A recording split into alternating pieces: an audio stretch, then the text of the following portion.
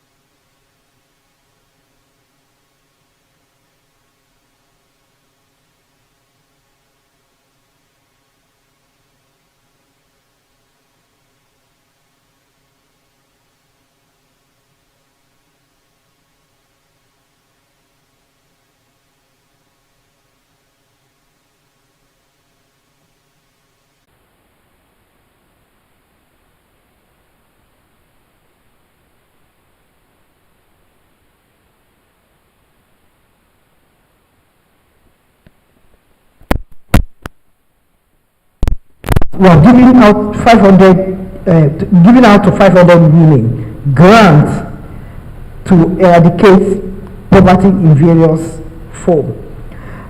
29 vulnerable women benefited from using and operating public toilets. We have public toilets and car wash across the state. This we're giving out to people to manage in order to be able to help them. Now, going forward, the state is currently sponsoring a bill in which gender violence will now be a big offense in our tertiary institution. And what I want to make this sitting realize is the fact that these 19 skill acquisition centers, we need to take advantage to people that this is opportunity for us to eradicate poverty by ensuring that people get required skill. Make use of this opportunity that the Lagos State government has provided for us free of charge, tuition free.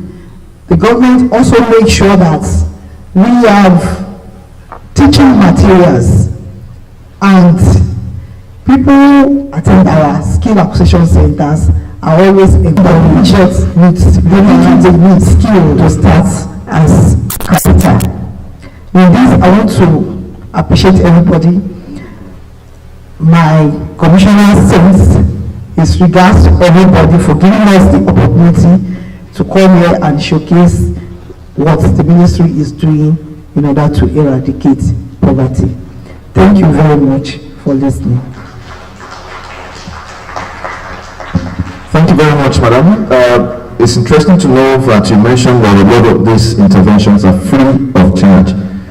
Please, we'd like further details on that, so that a lot of us who perhaps may not be here will take advantage of that. Ladies and gentlemen, we would also like to hear from the Commissioner of Information and Strategy, Mr. Bengal Matosha, who is ably represented here by his Director of Public Affairs, Ministry of Information and Strategy as well, Mr. Wale Akobu. Please put your hands together for him.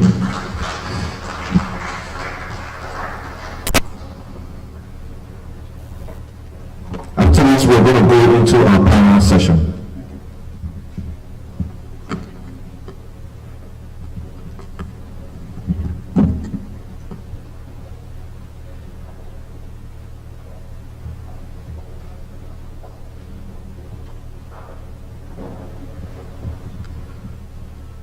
Good afternoon, ladies and gentlemen. Let me follow the path of those who spoke earlier to also stand on existing protocol. But I must recognize my boss and the former immediate past permanent secretary in the ministry, Mr. National Thorpe. Thank you, Mr. Thorpe, sir. Well, I'm representing the Honorable Commissioner for Information and Strategy, who is by now addressing the media conference on the press state matter. He actually also sent his regards and, of course, apology for not being here in person to be with him. So I'll read his speech. Distinguished ladies and gentlemen, I thank you all for the opportunity to speak with professional public affairs personnel and other distinguished stakeholders at this forum. The theme of this event, leadership and poverty eradication, suggests that leaders at all levels must have the will to eradicate poverty in organizations, communities, countries, and even globally. Leaders must be able to confront and resolve difficult issues, have a clear vision, establish set goals, and mentor followers with the knowledge and tools necessary to excel. Without taking much of our time, I would like to explore the subject, leadership and poverty eradication, from both the perspective of professions and my passion for making life better for those in need of empowerment, not necessarily in terms of financial gain, in addition to what the Lagos State government is doing in this regard. As leaders, we are conversant with the emerging trend of poverty with professional standards, and we urgently need to fashion ways of filling the knowledge gap that has led to a steady decline in the quality of work output in the workspace. Therefore, my idea for eradicating poverty in our profession is to make conscious and sustained efforts as leaders to birth a positive narrative that gives hope for excellent and outstanding performance in the years ahead. So to eradicate the poverty of ideas, leaders in the profession must train and retrain our staff, mentor them, and monitor their performance by encouraging them to benchmark excellence and develop a passion for public relations practice and future goals of the profession. Ladies and gentlemen, I want to place my record that the Lagos State government, under the leadership of Governor Babajide Sanwo-Olu, has numerous empowerment and poverty alleviation initiatives that have made life easier for residents. Lagos has skills acquisition labs. You just heard from the representative of the Honorable Commissioner for Urban Affairs and Poverty Alleviation. They are available to residents who choose to acquire knowledge in vocations of their choice, free of charge. I emphasize that again. Some choose to learn hairdressing, tailoring, welding, and other skills, just as other youths decide to take advantage of Silicon Valley, a technology hub located in Yaba, Lagos, or the recently commissioned fashion hub in Ikeja. I'm sure you also heard from the Lagos State Employment Trust Fund, a mechanism of the state government which provides startup capital for individuals or small-scale enterprises that innovate ideas that grow the economy of Lagos and ultimately eradicate poverty. I invite leaders to encourage individuals within their various spheres of influence to take advantage of the various initiatives of the Sanwo-Olu administration. Those who do will have a life-changing experience for financial independence. As I close, I also want to reiterate the need for leaders to focus on eradicating the poverty of knowledge in our institutions. If we want to grow successors that will enhance performance in professional institutions, that is the legacy we owe our future generation. Thank you for your attention.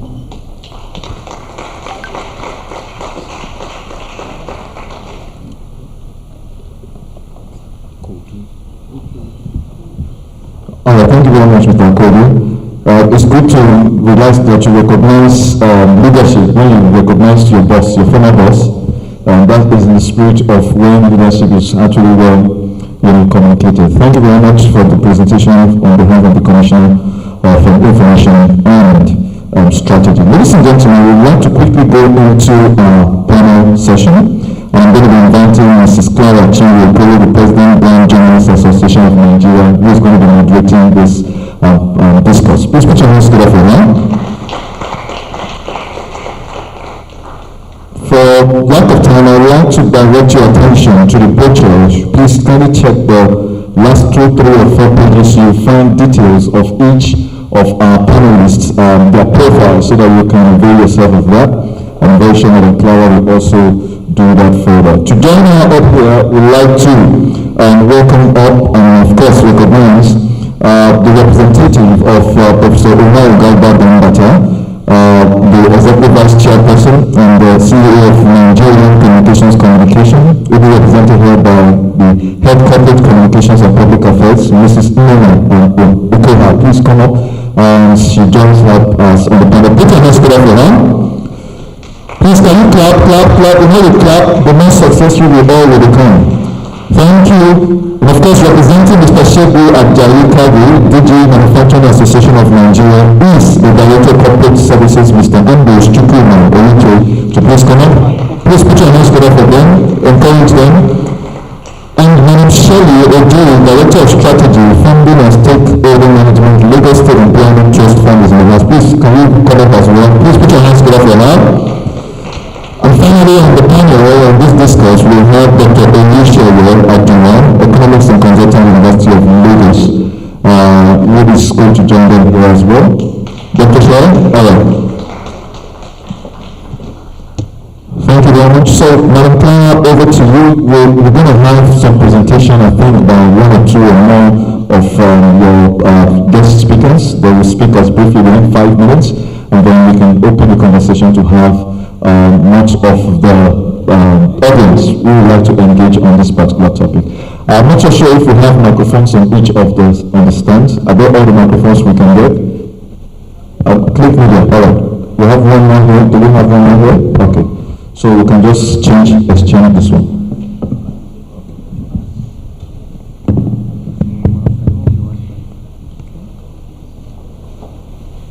All right.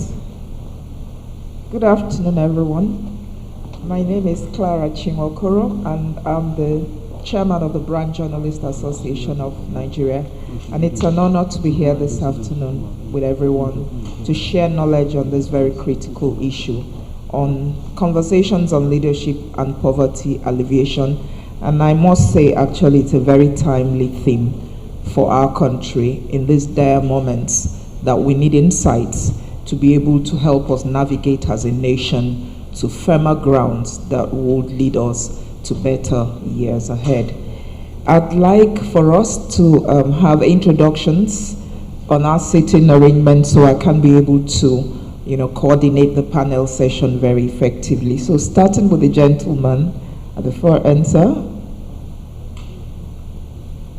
Good morning once again. My name is Dr. Oluseyi Ajuwon. All right, sir. Good morning, everyone. My name is Sheila OJ. Okay, sure. All right. I think we'll use the one there. Good day, everybody. My name is Ledna Okoha. Good afternoon, all. My name is Ambrose Oruja. All right, so thank you all very much. These are my guest speakers for this afternoon, and in being time conscious, we will dive in straight into the analysis, insights on the topic for today. So I'd like to start with Dr. Oluseyi Ajuwon, who is an economist and consultant at the University of Lagos. Sir, can we have your brief overview on, the trajectory of how leadership has affected our country in terms of where we are today?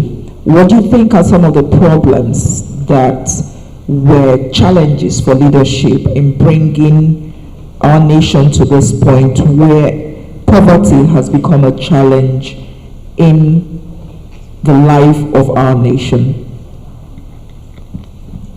Good afternoon once again, everybody.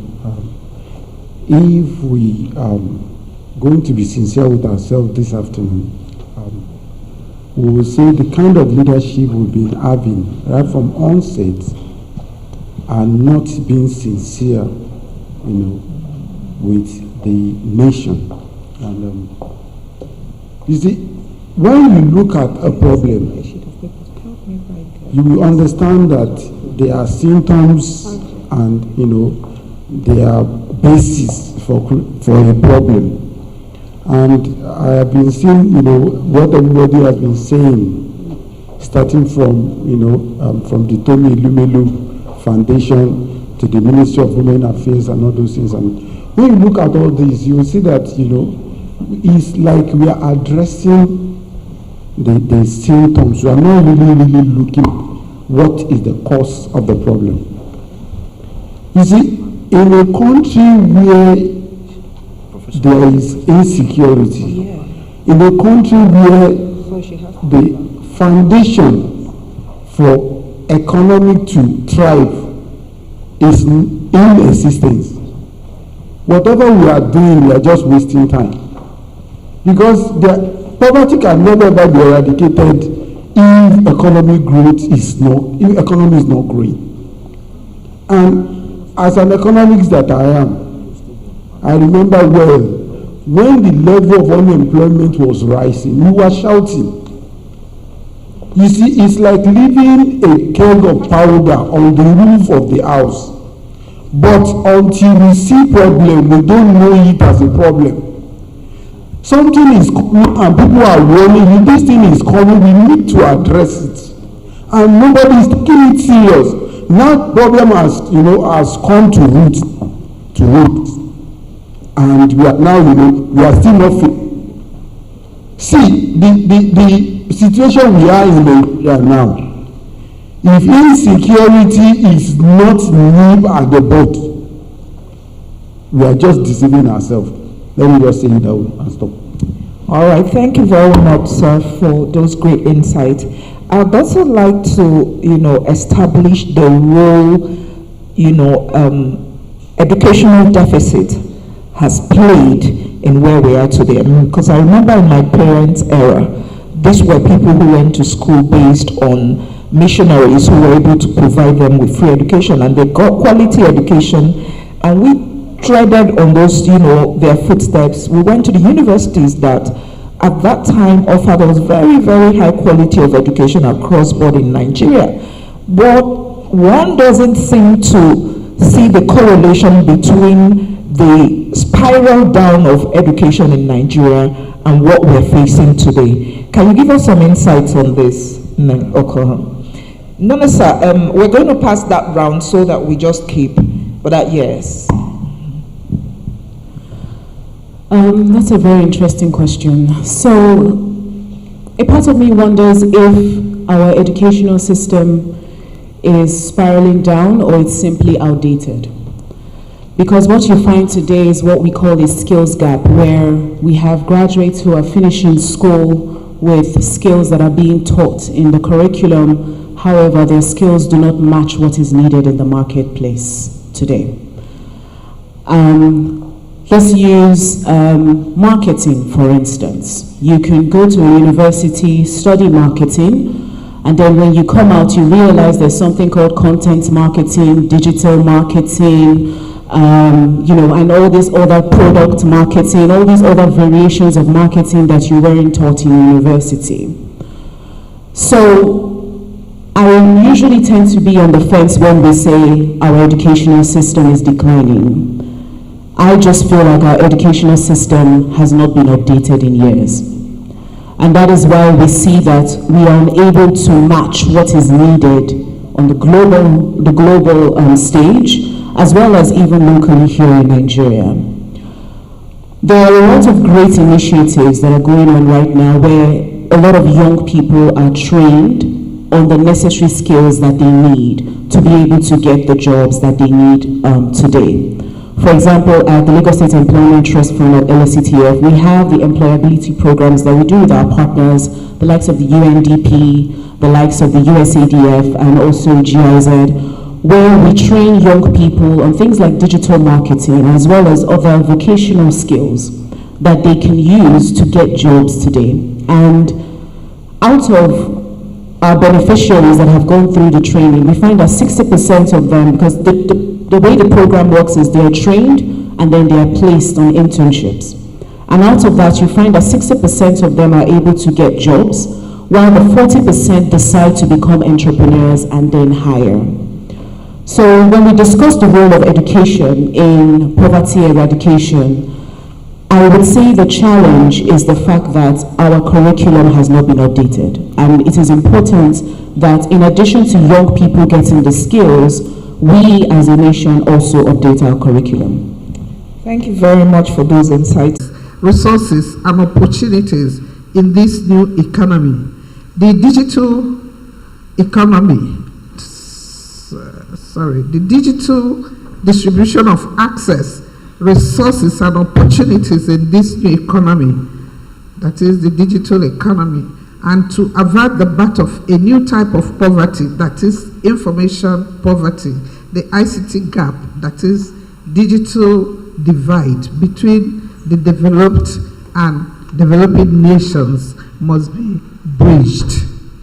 Nigeria, like most developing nations, is not enjoying the full benefits of the ICT revolution due to inadequate telecommunication infrastructure, capacity to maintain existing infrastructure, and policies for equitable public participation as producers and consumers of information and knowledge.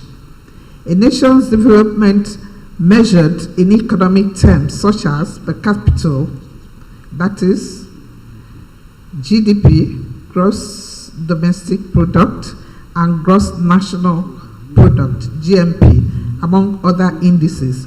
Indices such as level of literacy, social development, human capital development, cultural innovations, and technological preparedness are not regarded as a measure of development.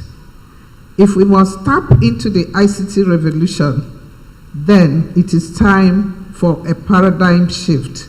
The traditional economic terms are not a reflection of the new age of the digital economy. And what are the measures to reduce poverty in a digital economy?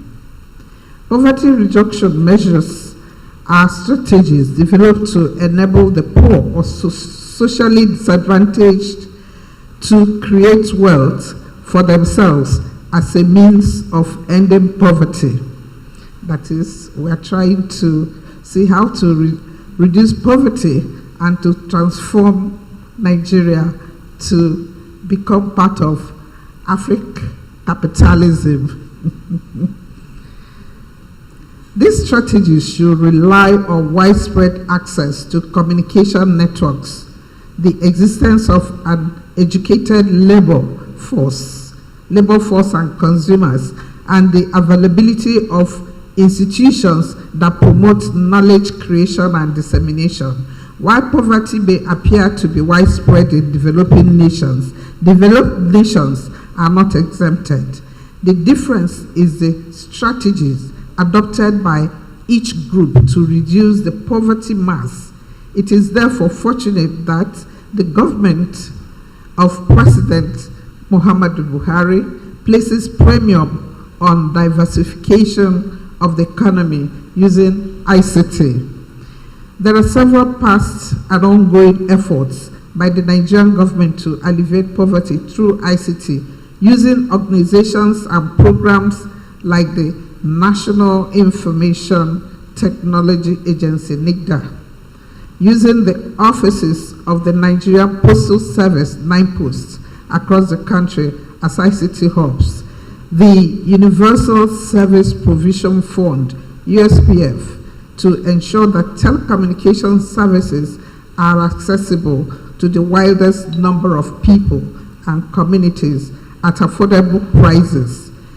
USPF has poverty reducing activities like the Community Resource Center offices, USPF hackathons, RUBI, that is Rural Broadband Initiative, UNICC, University Intercampus Connectivity, BTS, Base Transceiver Stations, IRC Information Resource Centers, SKC School Knowledge Centers, and the eHealth Project. At the Nigerian Communications Commission, NCC, we will continue to support the vision of the present government to put Nigeria amongst the top 20 in the Committee of Nations and to align our developmental goals in keeping with the 17 United Nations Sustainable Development Goals, SDGs, but particularly the goal to eradicate extreme poverty from all people everywhere, which is currently measured as people living on less than $1.25 a day by year 2030. The following initiatives at the NCC directly or indirectly target poverty eradication. We have various programs and projects. The first one is Advanced Digital Appreciation Program. This program, we call it Adapted To, is aimed at bridging the digital divide existing in academia with the provision of computers and other ICT facilities to equip the lecturers and other experts in order to improve ICT skills and also to enrich the students.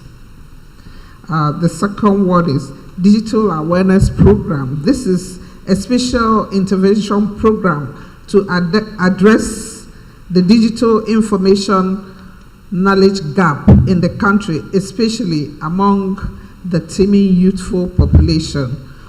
On the last count, the DAP project supports 229 secondary schools across the 6 geopolitical zones of Nigeria, including the Federal Capital Territory. Under Digital Awareness Program, we have the NCC Digital Bridge Institute. This institute is Nigeria's ICT flagship institution. It came into existence in 2004 to impact on the national ICT human capital building efforts by bridging the ICT knowledge gap. And we have another one still under the education capacity building, frequency auction. This frequency auction contributes to national purse. The Nigerian Telecommunication Regulator has contributed to the Federation account from proceeds of frequency auctions and licensing. These frequencies auctioned are in turn used for the deployment of services for poverty reduction and the benefit of the citizenry. The Commission has a clear understanding of this value chain and is determined to uphold it.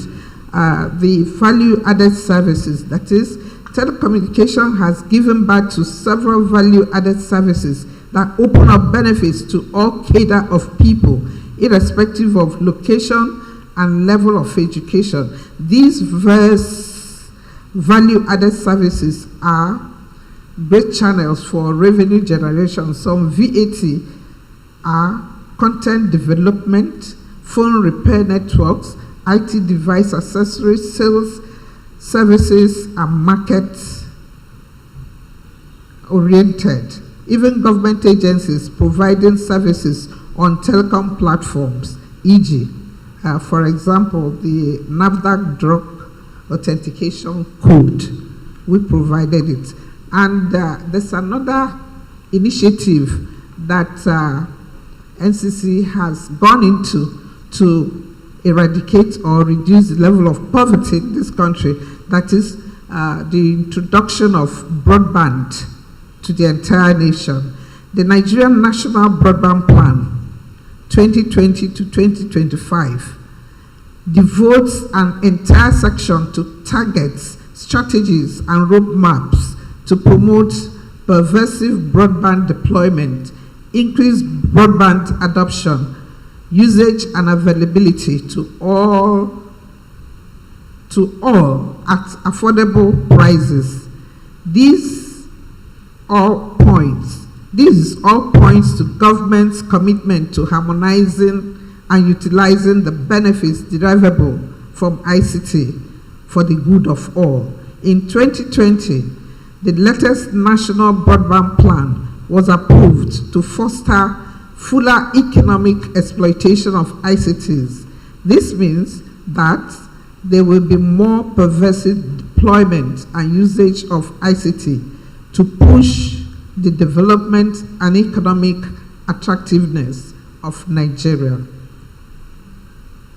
The federal government of Nigeria is committed to sustainable development of the ICT subsector for the growth of the economy and the eradication of poverty.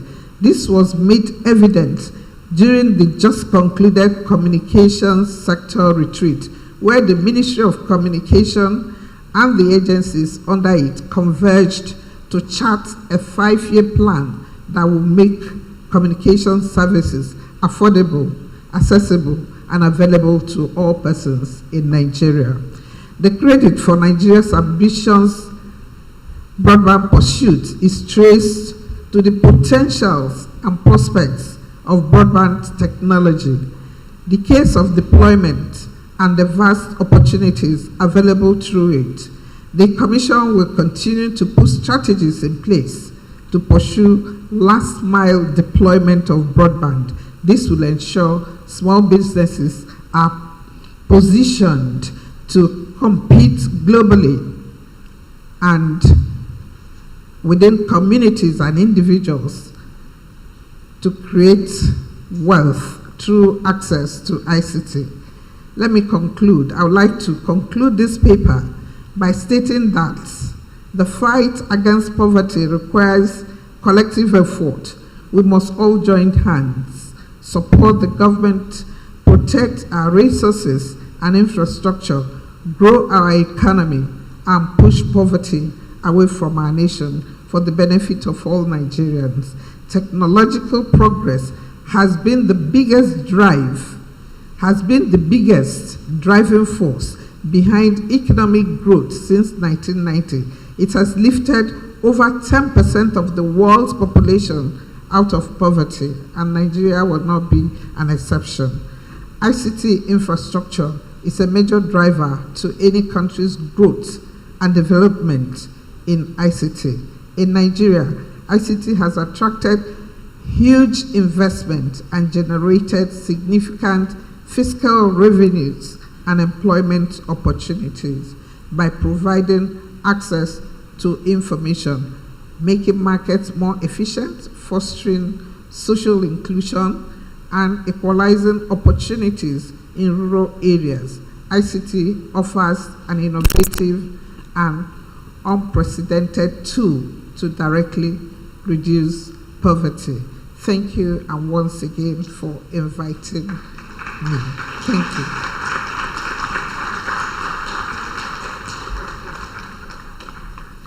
Where do I go? There or now? Thank you. We'll go where the telecoms actually direct.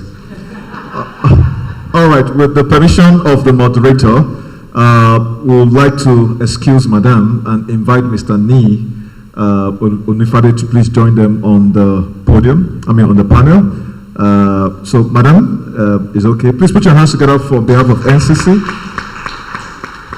At this time, we would like to invite representing the DG Manufacturers Association of Nigeria, Mr. Ambrose Chukwumawuche, to give his presentation in the next 10 minutes. And then the panel conversation continues with Madam Clara. Thank you, MC. Distinguished ladies and gentlemen, I stand in for my DG, Mr. Chegwa Ajay Khalil, MNI, who has to attend to other urgent national assignments. Well, the paper he asked me to present was a topic assigned to him by the institute. So I'm going to speak on poverty eradication in Nigeria, bridging the infrastructure gap for proper industrialization. Distinguished ladies and gentlemen, let me first and foremost appreciate Mrs. Comfort Ogbotmwankwo, the chairperson, Lagos State Chapter, Nigerian Institute of Public Relations, for the invitation of to this important event. The topic I was asked to present is poverty eradication in Nigeria, bridging the infrastructure gap for proper industrialization.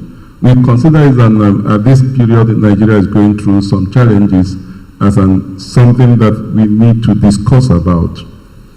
Let me first try to define poverty. A man was asked to explain what he understands by poverty, and the response of the man was, I barely earn enough money to feed my family. My wife and I have been sick, but I could not afford treatment.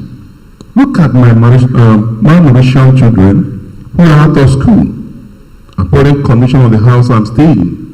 Look at my old wooden utensils, my rag clothes, my hungry pet dog, my mosquito-infested environment. All you see is poverty. His explanation, no doubt, suggests that poverty is about human lack. And his exponential response subtly highlighted key factors worthy of note when discussing a multidimensional issue like poverty. Some of these key factors include low income, lack of access to health facility, deplorable way of living, and illiteracy, to mention a few. Similarly, a nation with very low income, backward educational system, and poor health system is definitely a poor country. It is important to note, distinguished ladies and gentlemen, that every country in the world, including the advanced economies, with the highest gross domestic per capita, has, in one time or the other, passed through the gory experience of poverty. For instance, Germany, United Kingdom, France, China, Singapore, South Korea, and many of them all passed through the phase. However, these countries had to introduce productivity-centric policy measures and industrialization program. The approach of the aforementioned countries largely leaned on the traditional economics philosophy, which identify capital, labor, and technical progress as critical factors that influence the level of output or income in every economy. Incidentally, this philosophy still resonates with today's realities. However, technical progress has been dictating the efficiency of both capital and labor. Technological innovation has also supported large-scale and competitive production around the world, leading to high-level industrialization, employment, income, well-being, and economic strength. Industrialization, a gradually and painstaking worthy journey, is at the heart of every growth-oriented economy. It is a proven process through which sustainable economic prosperity is achieved. It increases the prosperity of a nation and, of course, the wealth per head of citizens. Industrialization has been observed to provide a catch-up in economic prosperity with the traditional industrialized economies, as was the case for the Asian tigers, that is China, and newly growing Turkish and Vietnam's economy. How the advanced countries achieved industrialization. A critical step taken by the industrialized economies on the journey to industrialization is the continuous consolidation on infrastructure stock, which supports all categories of economic activities, including production, the nano, micro, small, medium, large economics, and employment in the countries. They also created credible and pro-industry policies which accommodated liberal funding procedures, fiscal incentives, and many more. Apart from the traditional infrastructure, such as electricity, road and rail networks, water supply system, etc., these countries moved up to high-tech infrastructure, which catalyzed the proliferation of various technology-based products that are high-income spinners across the world. Currently, the same countries are driving the mega trade with a high level of infrastructure. Today, the global discourse is on robotics, coding, artificial intelligence, machine learning, blockchain, etc., and the application to economic activities, including industry and other business. Distinguished ladies and gentlemen, we need to look at the infrastructure and industrialization. Are they correlated? Infrastructure is one of the driving forces of industrial development as it interacts with the economy through the production process. We were here when suddenly the light went off, and then all of us were, do we continue or should we go home? That's the effect of poor infrastructure. Therefore, provision of quality infrastructure greatly impacts the production and performance of an organization's level of output, income, profits, and the employment creation in the economy. And without employment creation, poverty will continue to increase. There is fiscal infrastructure, human development infrastructure, quality infrastructure, etc., all connected to the process of industrialization, economic growth, and development. However, in the context of this discussion this afternoon, infrastructure is defined as physical and human infrastructure. Some of this infrastructure is needed to drive industrialization in any country, which includes energy to drive the machines, functional rail system to move bulk goods and raw materials across the country, good road networks for movement of goods and raw materials, sound port infrastructure for swift clearing of industrial machines and raw materials imported into the country, adequate water supply infrastructure. The roles of this infrastructure are interwoven in the process of driving large-scale manufacturing that leads to industrialization. Let's take an overview of Nigeria's scenario. What do we have in this country?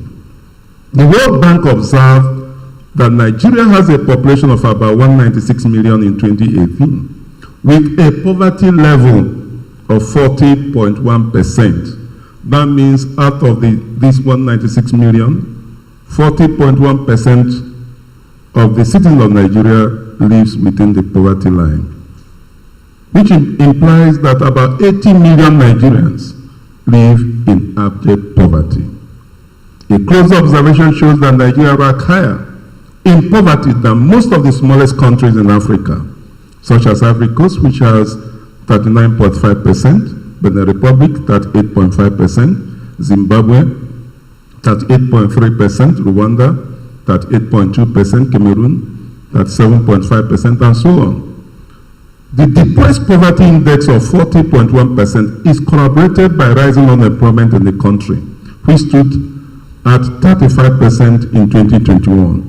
With the available statistics, we do not need a prophet to know that Nigeria is already in a poverty trap. The real growth rate of industrial sector from 2016 to 2020 averaged minus 1%. While rate growth contributed was 22% for the same period. Similarly, the real growth of manufacturing sector averaged 1% for the same period, and real growth in other economies was at average of 9% for the period, according to information we received. The trend underpins the poor state of industrial sector in Nigeria, as the growth fell far below the world average of 3.6% in 2020. Distinguished ladies and gentlemen, let's look at industrialization and the manufacturing sector. Industrialization is strongly associated with manufacturing, and at times they are seen as the same. In fact, it is believed that no country can industrialize without a vibrant manufacturing sector. In recognition of the importance of manufacturing to industrialization, the various industrial plans of successive governments in Nigeria emphasized manufacturing as the key enabler for sustained economic growth. For instance, the Nigeria Industrial Revolution Plan and the recent National Development Plan using the Medium-Term Development Framework 2021 to 2025 is emphasized manufacturing. The emphasis is born out of the quest to attain the following: upscale value addition to primary inputs and creation of derivatives while linking the economic global value chain. Ramp up production to meet the ever-increasing demand for manufactured goods. Ensure internal economic stability through self-sustenance. Improve external balance through export. Create employment to reduce the level of poverty and improve the standard of living. Because if we encourage manufacturing to thrive, unemployment will be gradually reduced. And what that will mean is that a lot of people will earn income and poverty will be eradicated to a level. So manufacturing generates huge employment through the numerous sectors, subsectors, value chain, and activities. Therefore, any effort geared towards achieving poverty reduction through industrialization should also support manufacturing. Distinguished ladies and gentlemen, can we look at the challenges of industrialization, especially in this part of the world? The challenges of industrialization in Nigeria is hydra-headed, beginning with infrastructure gap to finance, excessive regulation, multiplicity of taxes, uncoordinated monetary and fiscal policies, trade policies, unfriendly microeconomic environment, insecurity, limited stock of capital, complexity at the national port, poor transportation logistics, low human capital development, scanty autonomous investments that are supposed to bring the big push, limited research and development, inadequate support for entrepreneurship development, and many more. The challenges are intertwined, and addressing one of them without the other may amount to futile efforts. Consequently, in order to drive industrialization and reduce poverty to the barest minimum, it is expedient that while providing solutions to the infrastructure gap, other challenges mentioned earlier should also be addressed. Conclusion and recommendation. Global indicators and national statistics have indisputably placed Nigeria within the poverty bracket. This is evidenced by the prevailing hardship that Nigerians go through on a daily basis, which clearly corroborate these statistics. Unfortunately, with the limited capacity of the economy to create jobs, unemployment has remained high, leading to even greater poverty. Global experience shows that industrialization is the lead way out of poverty. If we like, we can speak grammar from here to tomorrow. If we are not developing manufacturing sector, we remain where we are. Industrialization leads to diversified large-scale production for domestic and industrial consumption, as well as export, which catalyze economic growth and per capita income. Of course, there are evidences that per capita income is very high in industrial nations, which strongly reflect on their well-being. Regrettably, industrialization in Nigeria is still an aspiration that has been difficult to achieve due to various daunting challenges, including infrastructure gap.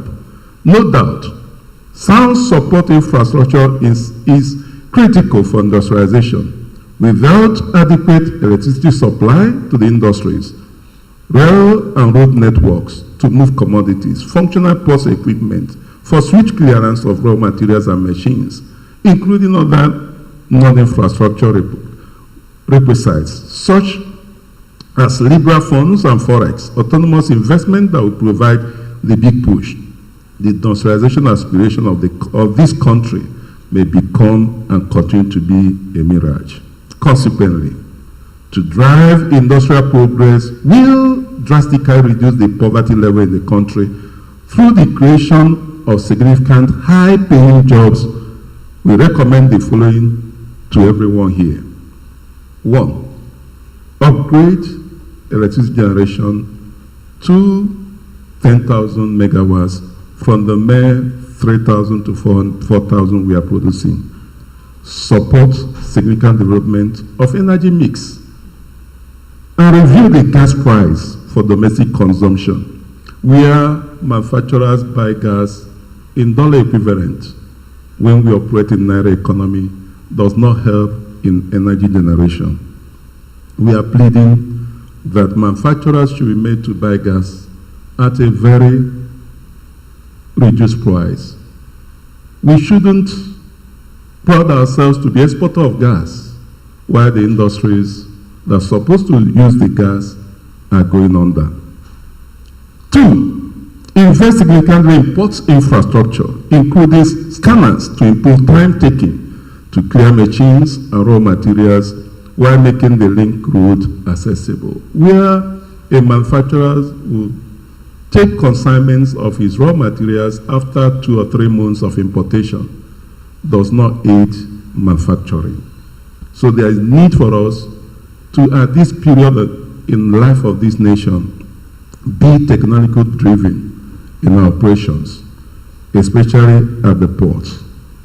3, publish the list of approved harmonized taxes and levies for the manufacturing sector to address the issues of multiplicity of taxes, where every agencies of government is seen as revenue generating agency, it is detrimental to the industrial growth. So we are pleading with government through this institute to ensure that the taxes and levies that companies and businesses will pay, they should be determined from day one that business is being set up. I know that government officials are here and they are listening to me. 4, incentivize investment in local development of raw materials and create industrial clusters. I like what Lagos State share with us on what they are doing, but we need more incubator centers. I know Lagos have some. And I also pleading for other states of the Federation to set up an incubation center. And finally, develop sound IT and sound IT infrastructure support system to further create employment opportunities for Nigeria. Ladies and gentlemen, this is our submission. Thank you.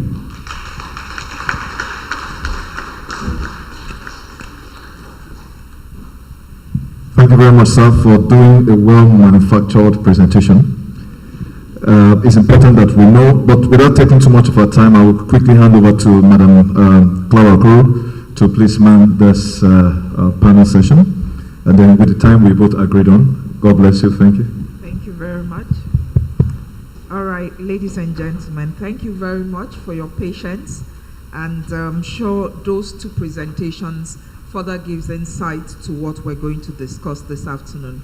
We have a set time to handle this panel session, and I assure you we'll keep to that time. So I'd like to move on from where we had earlier stopped with Sheila Ojei and her insights concerning education and its role in determining the status of Nigeria and where we are currently. It's very critical that every other conversation we would have around this will still have to go back to the role of education and the picture of what's happening in Nigeria currently. So I would like to move to my immediate left, welcoming Mr. Niyi Onifade of Heirs Holding to this session. Thank you very much, sir. All right, I would like to first commend what your chairman and CEO is doing with your foundation and the impact it's having on Africa as a whole. That's Africapitalism. But looking at the results we've achieved with Africapitalism so far, would you think that if this project was heavily supported by the government, that the impact would probably be on a larger scale in alleviating poverty? Or has there been any overtures by the government to partner you in any way or form to make sure that the role of what you're doing with Africapitalism has a greater impact, seeing that, I'm actually an alumnus of that, and I would really, really commend that you don't have to, go to the far-reaching effects of what it's doing in terms of raising SMEs and businesses. But have you looked at the scope of working with government to make it on a larger scale to be able to achieve greater impact on the economy in Nigeria? Thank you very much, and it's so good to know that you've been part of TEF before, so it makes the explanations quite easier.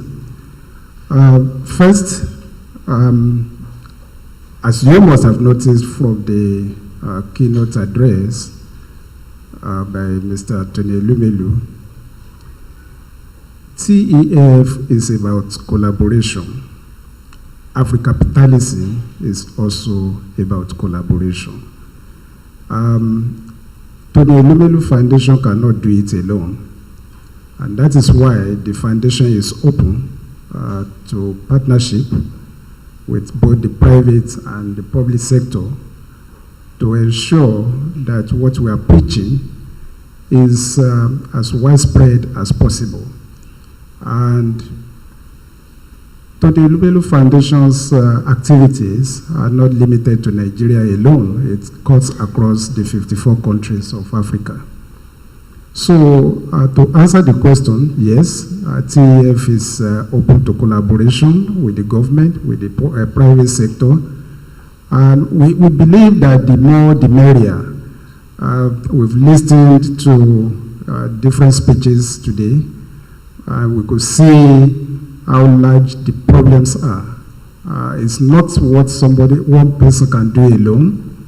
It's not what one organization alone can do. And we also believe that we need to support the government to ensure that our aspirations are achieved. So Afrocapitalism is it's about partnership, it's about collaboration, and we believe that the more of Tony Elumelu Foundation that we have in the country, the better, because this issue of poverty eradication is a big one, and it has to be tackled by everyone. It's not a fight that can be fought by just one person or just one organization. Thank you. Thank you very much, sir, for those insights, and I truly do agree with you. We need more Tony Elumelus on the horizon. Now, Mr. Ambrose Oruche, you just gave us a very enlightening, presentation with your paper. Years back, I used to wonder why the colonialists actually just gave us, a part of, would I call it, the secrets. They left us with the theory aspect of education. Meanwhile, in Europe, in America, in most Western economies, you actually see most of their people go through technical trainings to upskill and get skills. That's why you had the Fords of this world who set up car manufacturing plants. But they never taught us those parts of, raising an economy. And now that we have understood it, we have quite a large population of people who have just theory-based knowledge that is no longer applicable in the modern economy. As manufacturers in Nigeria, you face legions of problems. The energy problems, the logistics problems of manufacturing and moving your goods from one side to another, the incessant taxes and all that. And so you have young people coming up who are so already, would I call it, they figure that the challenges are so much, where do they start from? Now let's look at how we could encourage, in simplistic terms, if somebody wants to go into manufacturing, what are the simple steps they can take, leaving school and saying, I'm not going to seek for employment. I can start with a few, trainings and begin manufacturing. Thank you, moderator, for that question. I think Elumelu Foundation has been doing a great work in building entrepreneurship skill among the young people. But like someone rightly says, that one of the major challenges that industries are facing in Nigeria is lack of skill match. That means that what we are producing is not being utilized by the industries that needed them, because what our universities and the polytechnics are producing does not align with the current trend or current reality in terms of technology acquisition. So what we are doing from our side is that we currently have an agreement, partnership agreement with College of Deans of Technology in universities to bring Nigerian students hands-on in especially electronics in the manufacturing sector. We also, Dangote Foundation is also, we are working with Dangote Foundation on what we call TVT, dual vocational training for some young people to be able to fit in to our members' industries. We have other programs also we are trying to do. Like he says, one institution or one organization cannot do it all. it is a collective effort. If all of us put hands together, we'll achieve greater mileage on that. So that's what we are doing in terms of skill gap bridging, because we have found out that the key thing is that the product of our institutions cannot be readily taken in without further training, further spending of resources to bring up that person to the level he or she can be used in the industry. Thank you very much, sir. Now, let me go back to Dr. Oluseyi Ajunwon. Nations, even in Africa now, I mean, because I've been observing what's going on in Eastern Africa, you know, leaders are becoming intentional about the direction their nations are moving to. There is a bit of struggle between Kenya, Nairobi, and Rwanda about drawing in human capital, quality human capital into their economy. And they've put in a lot of effort into doing that, building infrastructure to make sure. And even in some of the tourism aspects that we're looking at, rather than you bring a project to Nigeria, they'll give you incentives to bring that because they know there is capital flight coming into their country if you come to hold that project there. Now we're talking about mindsets. It's a major, major challenge in Nigeria because we have the short-term mindset issue. And that has really been a major challenge with young people. You've seen the drug issue affecting them. You've seen the scam issues that young people indulge in, believing it's a short term to achieving what they want to achieve as goals. How do you think leadership has a role to play in navigating this? Because in the long run, it's only that mind shift that can actually affect all this that we're laying down, you know, as solutions, so to say. Clara, pardon me, with all due respect, we have to interject. Dr. Oluseyi has a presentation that can actually help address the question you've just posed before him. Okay. So I would like to invite him to make a 5-minute presentation of that with a lot of statistics and data. Please pardon me, so that we can quickly wrap up the session and then go into the next item. Thank you very much. Please can you put your hands together for my moderator as well as Dr. Oluseyi. As a way of responding to those questions, let him just make that presentation with some of those details.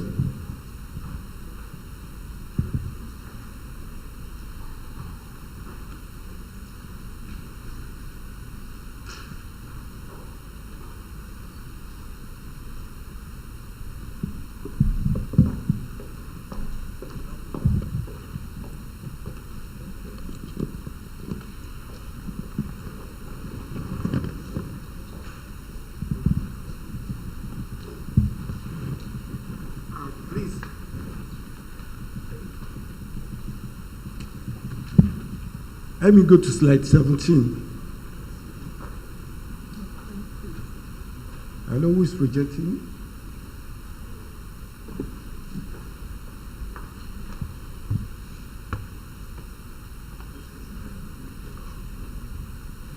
Please, let's go to slide 17.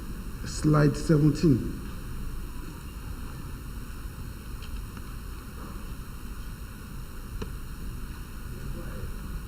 Okay. Actually, the topic I was given to present this afternoon is about leadership and eradication of poverty in Nigeria.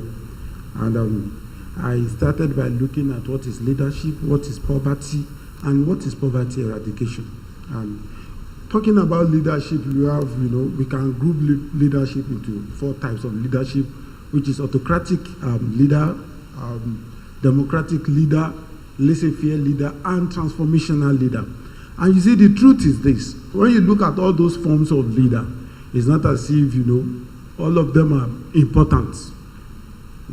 Whether an autocratic leader, a transformational leader, a democratic leader, and a laissez-faire leader. You see, a good leader must have combination of all these forms of leadership.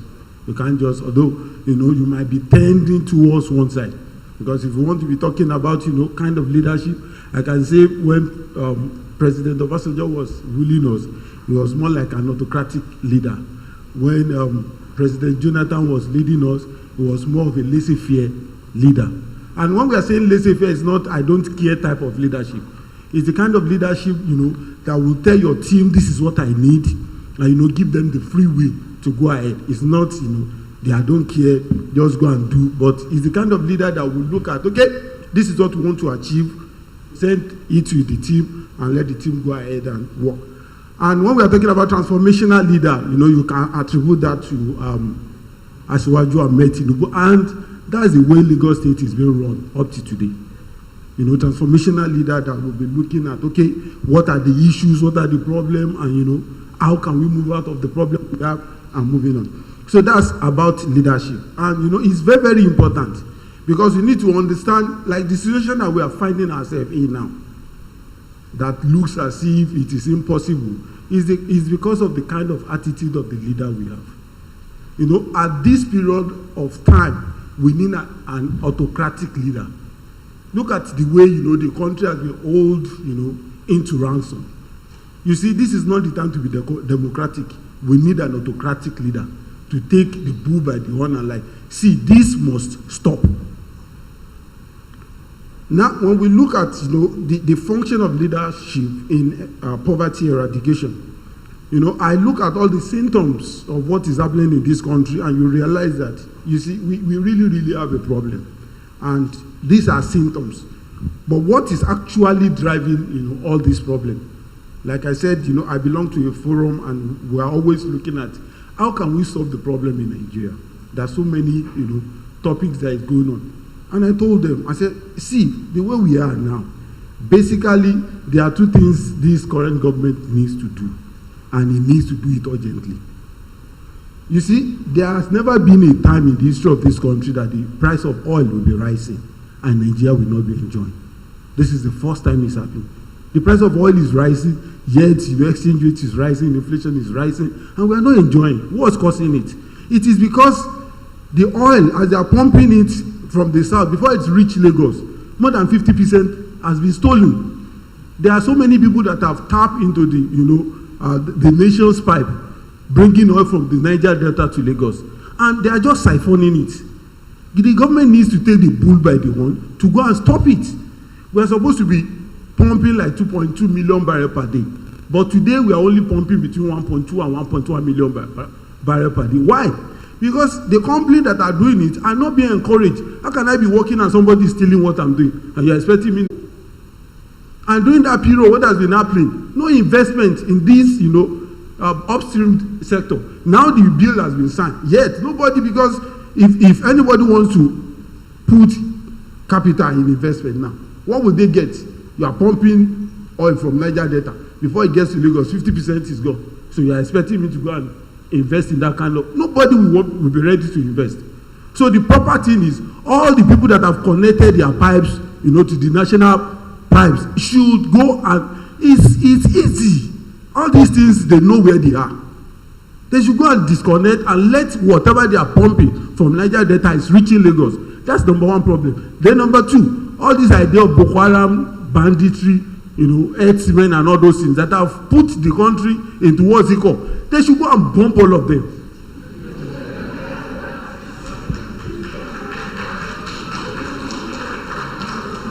You see, the truth is this: if we don't attend to that between now and December, because the way the president is looking, the way the president is behaving is that, let me just hold forth until the election comes and go. I'm tired. I just want to, let me just hold forth until the next government comes in.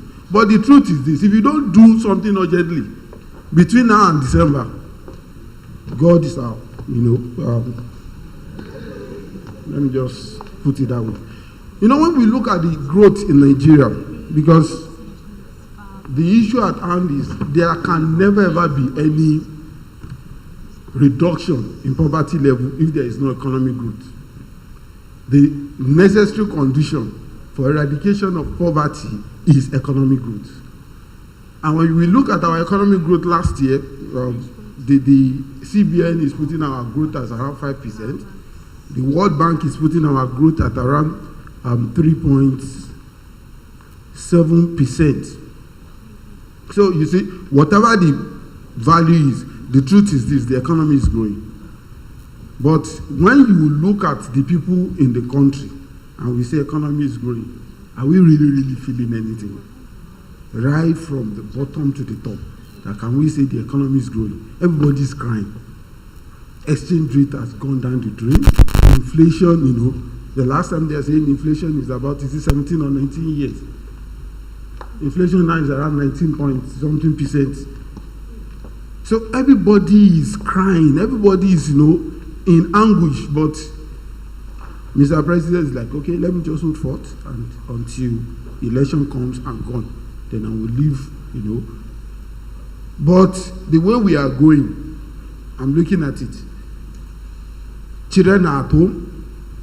ASU is on strike, and it's a keg of powder. Anything can happen. Anything can happen.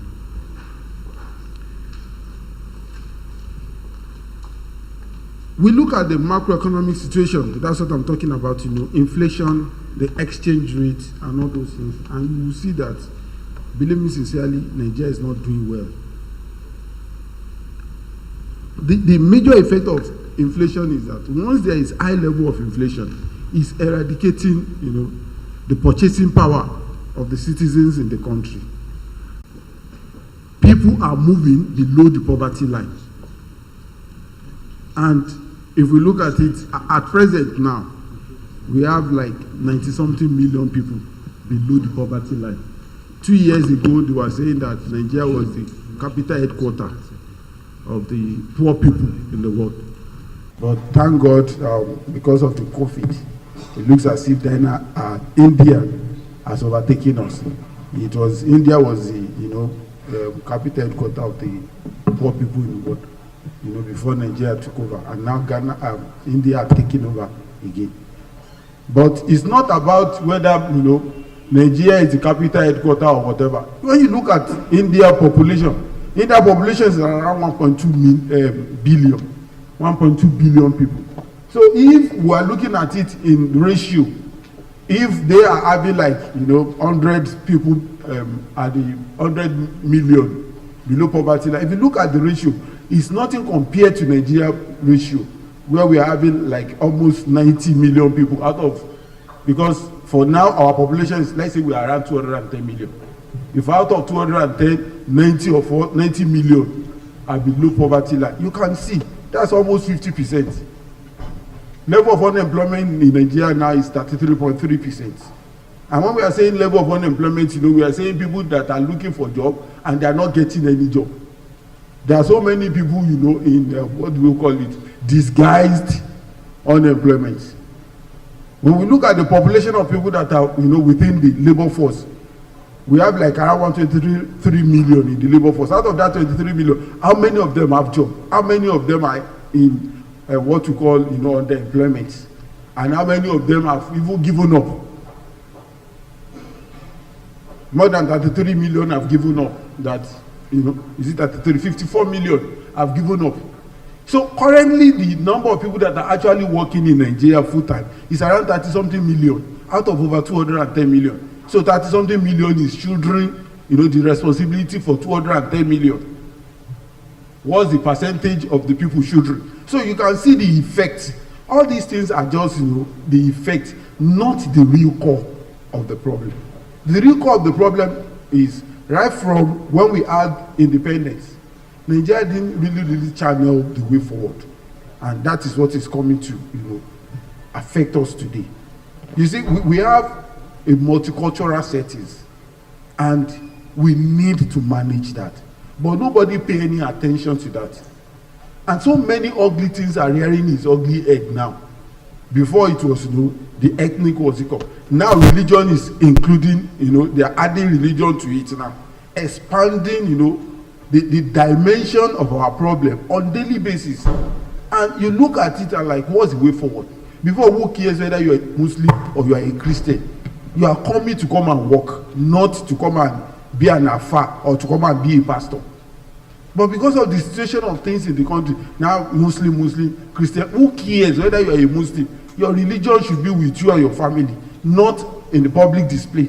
But now, another thing is, it is a Fulani that has been ruling us. No Fulani should rule us again. It should be the Igbo that should rule us. They are not trustworthy and all those things. Those were the issues before. But now you are now adding, religion to it again. Expanding the one on ground will not solve it. We are adding more to it. So God Almighty will see us.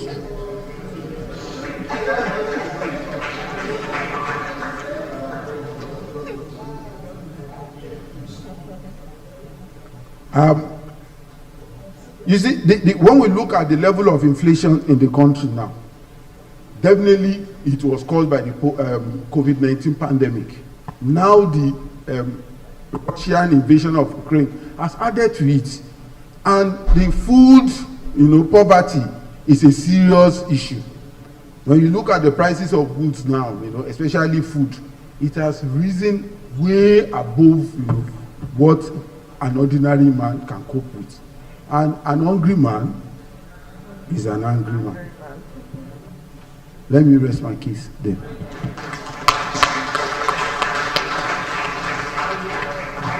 Thank you so very much, sir. I identify with so much of what you're saying. So right now, I'll hand over to Madam Clara. Over to you. All right. Thank you very much, sir.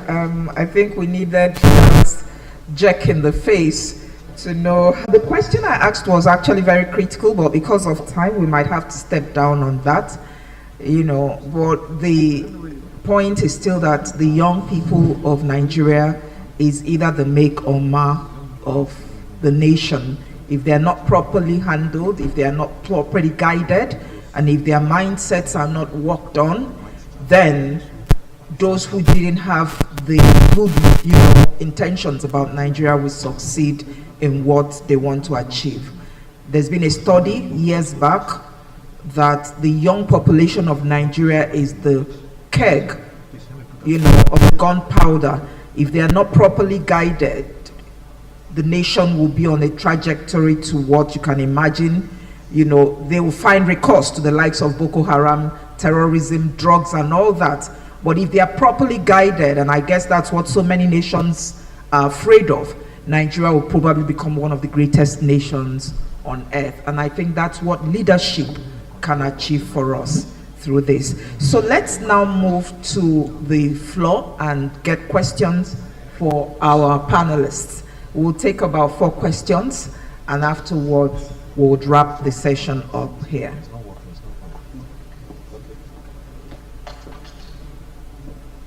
Clara, let me use this mic, and please, 4 questions according to the instruction of the moderator. And please, the questions have to be very brief, straight up to the point, your name, your organization, and the question, no comment. Well, thank you very much. When people are not employed, they get hungry and angry. Efforts over time have been on government.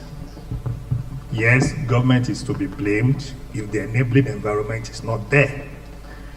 But how do we get communities? Earlier, before we started the session, I was discussing with somebody. I said, we seem to forget the 4th level of governance in this country, the community associations.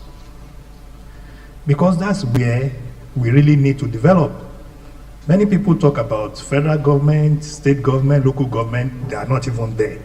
But I feel that we really need to concentrate on empowering the grassroots, setting up structures, and the quality of leadership at that level can really energize things. So I just want to implore that all that we are doing, if we don't get it nearest to the people, they will just be, look at the efforts of the Employment Trust Fund.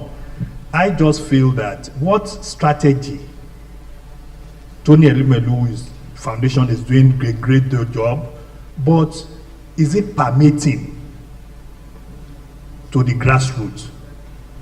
We talk about Africa.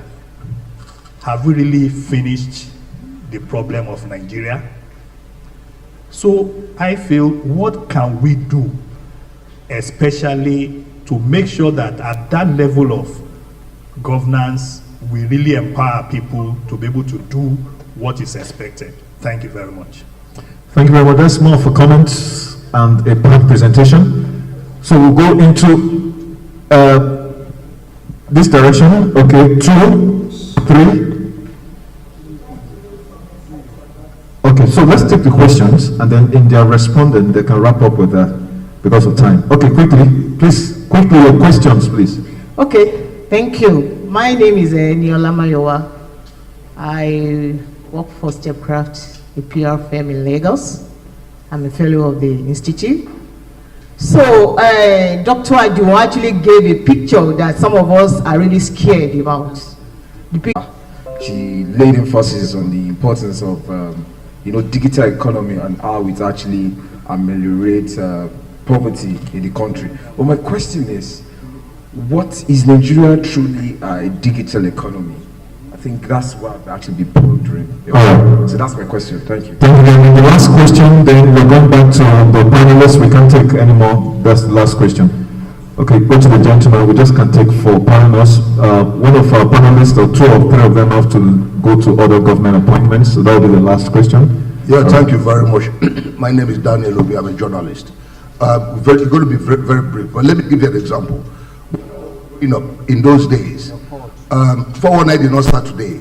When I was growing up, those guys from Lagos, they'll come back to the village, and when they buy bread, and the villagers don't know the source of their bread or the source of their whatever they buy and give them, the villagers will not take those bread as biscuits. What I'm saying here, checks and balances. Panelists, the government officials, private officials, how do we ensure checks and balances in governance is strengthened? If it's not strengthened, you do 419, you steal from government and bring it home, I will accept. But by the time you steal from government, by the time you mismanage and bring it back home, and the villagers, just like the man the community said, and the community rejects it, the people reject it, I believe that we will strengthen. So how do we ensure checks and balances is strengthened? Thank you very much. All right, Madam Clara, so I think as a way of wrapping up this session, each of the participants can respond to the questions, and then we can wrap up and then make the presentation. Thank you very much. Over to you, Madam Clara. Can we have the microphone, please? Okay, all right, yes. All right, so we're going to start with Sheila today, who wanted to give insights on the question or the comments about community involvement in tackling this poverty eradication issue. Okay, so when we talk about community development, or community involvement, let's just term it as grassroots and grassroots engagement. There is a lot of conversation around upskilling. However, we find that a portion of our Nigerian youth are actually the ones being upskilled, and those are the ones that have access to the internet. While we have a lot of our young people on the grassroots level that are not being upskilled as well. Just talking about community involvement, the truth is, I'm looking at LSCTF as an example. Every state, every community has a different way for implementation. Therefore, it is important that as we are discussing federal involvement, state involvement, it is also important that on a community level, when we're talking about local governments as well, and communities, they are also having their own initiatives to see how they can help young people in their different communities, right? That's one. There was one question around the digital economy and if Nigeria truly is ready for that digital economy. The pandemic has shown us that whether we're ready or not, we cannot avoid it. If we look at a lot of businesses, SMEs, nanos, MSMEs, the ones that survived the pandemic are the ones that were able to sort of leverage on digital economy. When you talk digital economy, you're probably thinking, oh, all the big, have a website. I'm talking simple things like selling on WhatsApp. I'll give an example. I have a particular woman that we buy fish from in Surah. And during the pandemic, obviously, lockdown, but somehow she was able to have her son use WhatsApp to send messages to her customers that if you still want to buy smoked fish, I have. That was something little. She didn't know anything about it, but her son figured it out. And somehow they were able to survive through the lockdown and through the pandemic. It is important that we have programs, and at the LSCTF we currently have a project called the Digital Literacy Program, where we are actually going to the grassroots, going to the markets, and training grassroots. These are the higher percentage of our population. We are training them on simple things of how do you use your cell phone, how do you use WhatsApp, how do you use Instagram, how do you take pictures and post it, and people will know how to come and buy from you. It's as simple as that. So are we ready for a digital economy? Look at the tech ecospace. There's a lot going on in tech, and there's a lot that is being done to support tech. At the same time, as we're supporting tech, we still have a huge percentage that need to be transitioned. So we're not yet there, but we're on our way there. And I know for Lagos, we have with Lagos Innovates. I know Edo State also has Edo Innovates as well. And there are quite a number of states that have adapted this model of saying, how do we train grassroots on how to use the digital economy? How do we get more people, in addition to being financially literate, how do we get them to be digitally literate as well? It's important that organizations like Tony Elumelu Foundation and other organizations and other foundations collaborate. We all have the same goal, but somehow we all work in silos. And that is the honest truth. Because we all have the goals, everybody has their own goal, and in their conversations of having their own goals, it's almost like I want to be the one to say that I trained 1 million people. It's not just about each organization and what they are doing. It's how we collaborate to achieve those SDG goals, whether it's private sector, whether it's public sector. We need to come together. We know the issues that we have in this country. We're having conversations, but after our conversations, we actually need to come together and do the actual work when it comes to partnerships to ensure that we take our people from where they are today and reduce poverty. Everywhere in the world has poverty. Everywhere. Unfortunately, in Nigeria, it's increasing, the state of the economy and everything else. At LSCTF, we do our very best by providing affordable financing to nano and micro businesses. And I'm talking as little as 50,000 naira all the way to 5 million. We partner with commercial banks to do that. We partner with international agencies. We partner with foundations to ensure that people are trained. We also have business support, which is now, in addition to doing our virtual, where you have your different industry experts speaking to the more enlightened SME owners, we are then taking it down to grassroots level, where you are getting the market women to understand basic business. And we'll have a plug for you. Great.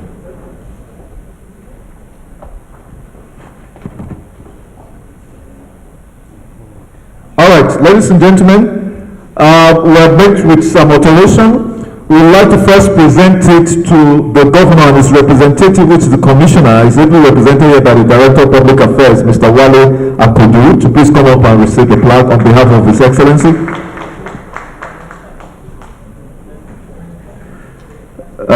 Quickly, the panelists, I know standing sometimes can be good exercise, so please, let's have that presented. Photographers, are you guys ready?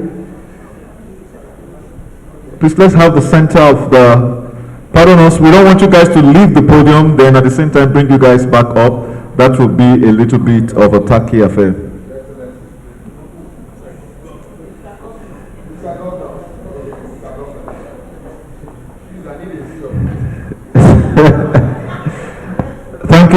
Thank you. Next, we'd like to present another plaque in appreciation to the Commissioner for Women Affairs and Poverty Alleviation, Lagos State, represented by Mrs. Olayo Lawa, Director of Finance of WAPA. Please put your hands together for them. They have done well. I understand there's so many programs that they have on ground that we want to take an advantage of.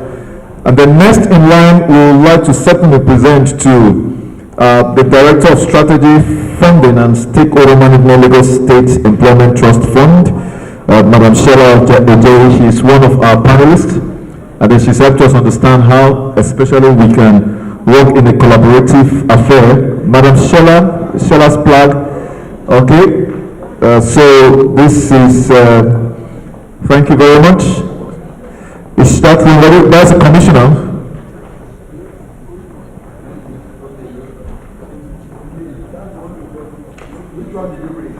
Okay. Commissioner for Women Affairs. Commissioner for Women Affairs. Okay.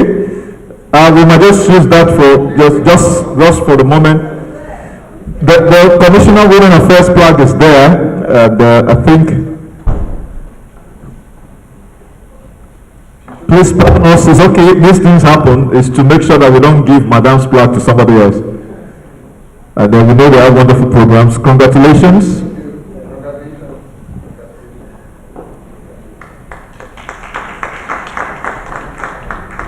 Click Media, please give us some background sound, or who has to do that, not too noisy.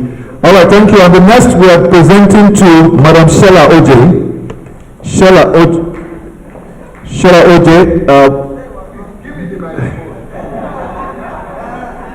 All right. She did good going for me.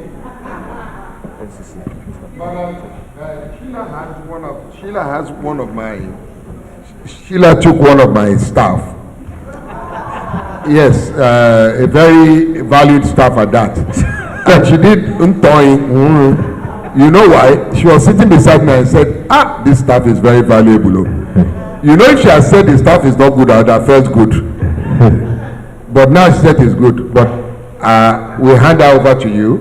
She's very capable, and we know why we have sent her to you. You need very good assistance. The only thing you do for us, you continue to support the NIPR Lagos State Chapter as we go forward. Thank you. All right, thank you, ladies and gentlemen. Yeah, the President of African Public Relations Association, thank you very much, sir, for helping us with the presentation. I would like to invite Mr. Shinoto to please come up to help present this next set of awards. Thank you very much.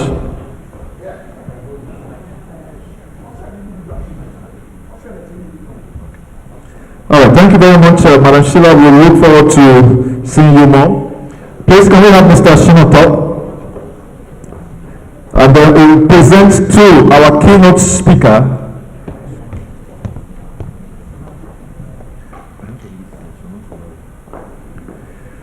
Thank you. Joining the presentation obviously is the chair, Lagos State Chapter, as well as the principal consultant or lead consultant of ADIFOT.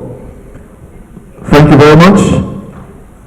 We want to say a big thank you to Tony with the new foundation, certainly to Heads Holdings and as well as Heads Life and Insurance for supporting this program.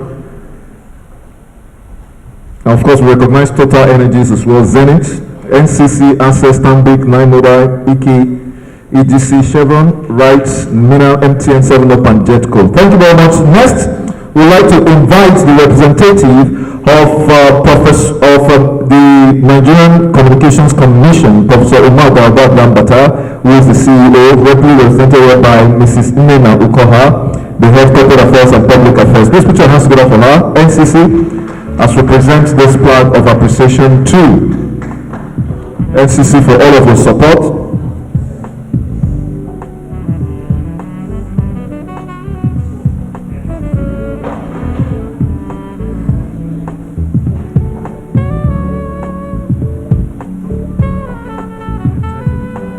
Please make sure you mind your personal items. Not everybody came here for a conference.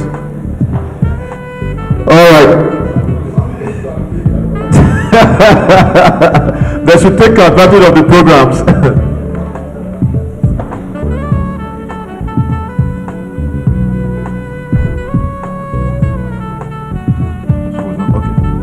All right, all speakers, please wait so that we can have a group picture. That would be too much.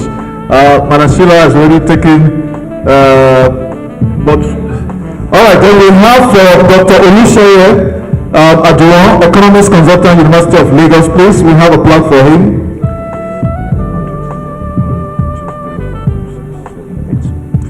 Then, do we have that presented? Thank you very much, sir.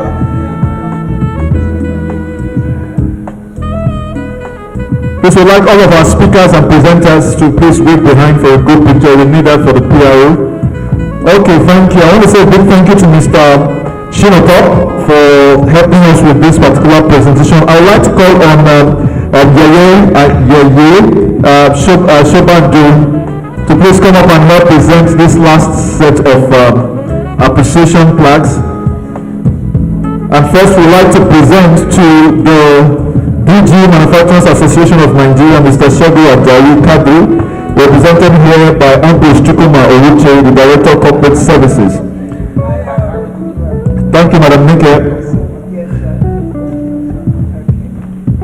Thank you, sir. No, please don't go. We still have. Yeah, I need all the speakers and presenters to come up. After this presentation, we need to have a group picture.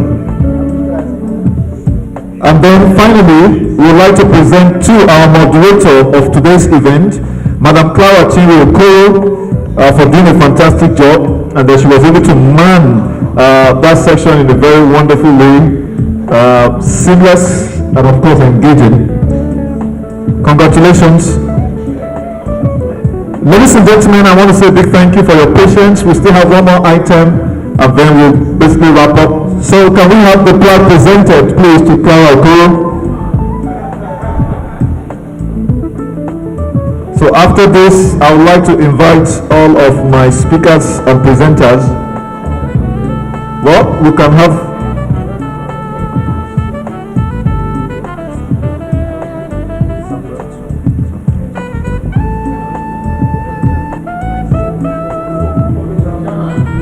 okay, group photograph please. Can we have all our speakers up for group photographs?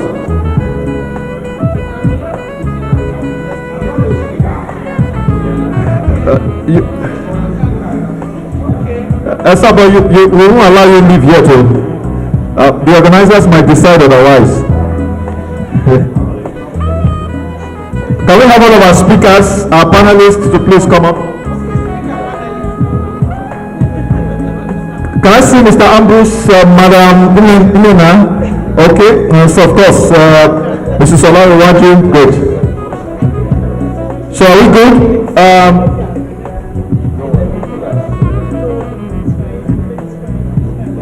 Are we now adding Mr. Top and the rest of them?